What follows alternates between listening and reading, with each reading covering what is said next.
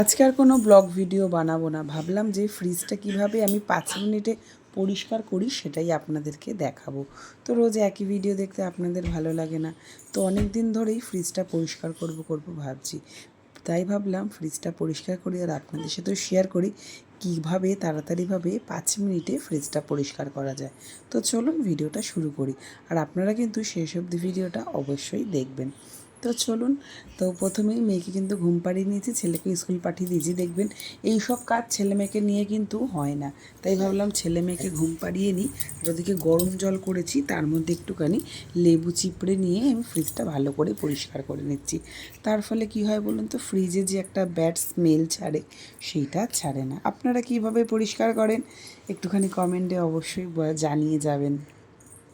আমি তো ফ্রিজে এইভাবেই পরিষ্কার করি, যখনই দেখি ফ্রিজটা খুব নোংরা হয়েছে। আর মাসে কিন্তু একবার পরিষ্কার করার চেষ্টা অবশ্যই করি। সেদিনকে একটুখানি আমার নিজের অসাবধানতায় ফ্রিজে একটুখানি দুধ পড়ে গেছিলো, তাই দেখুন দুধটা জমে কীভাবেই হয়েছে। আর ঘরে যেহেতু দুটো বাচ্চা নিয়ে আমি একাই সংসার করি, তাই জন্য না তখন না ফ্রিজটা পরিষ্কার করা হয়নি। তাই ভাবলাম এখনই একটুখানি ফ্রিজটা পরিষ্কার করি। আজকে যেহেতু রান্না ছিল না, তাই ভাবলাম যে না, ফ্রিজটা আজকে একটুখানি পরিষ্কার করে নিই। আপনারাও কি রান্না না থাকলে কী কাজ করো একটুখানি কমেন্টে বলুন। আপনাদের প্রথমেই বললাম আজকে 5 মিনিটে কিন্তু আমি ফ্রিজটা পরিষ্কার করেই দেখাচ্ছি। তো দেখো ফ্রিজটা আপনাদেরকে বললাম যে ফ্রিজে একটুখানি দুধ পড়ে গেছিলো আমার অসাবধানতায়, আর আমি ডিকিতে কী কী রাখি সেটাই তোমাদেরকে দেখালাম। তো আজকে কিন্তু দেখেছো ডিকি থেকে কত কিছু বার করেছি। আমরা কিন্তু বেশি সবজি একটা খাই না, তাই ডিকিতে আমার মাল মশলাটাই বেশি থাকে।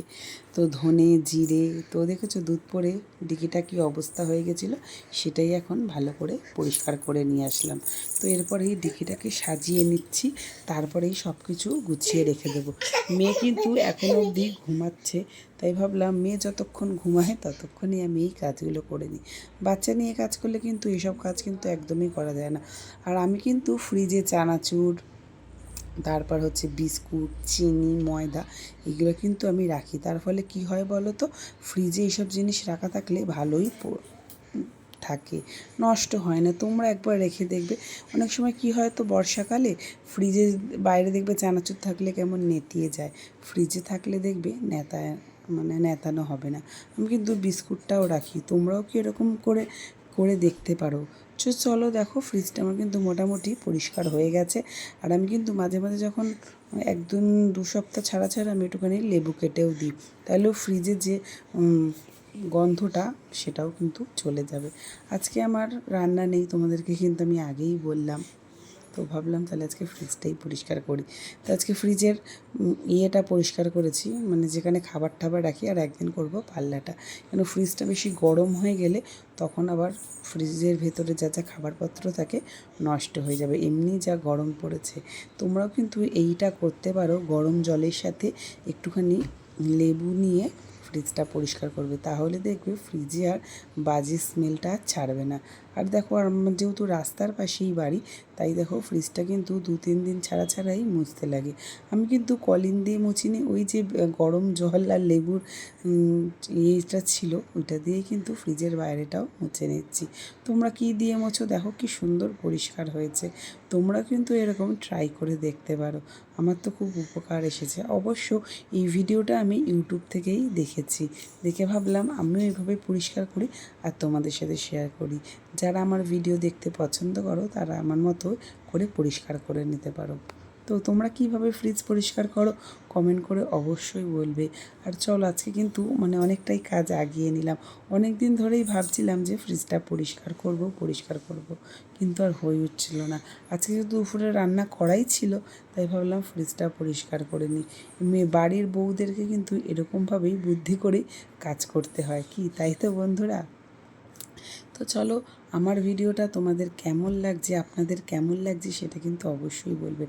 আর দেখো জল পড়ে পড়ে পুরো ফ্রিজটা জং ধরে গেছে।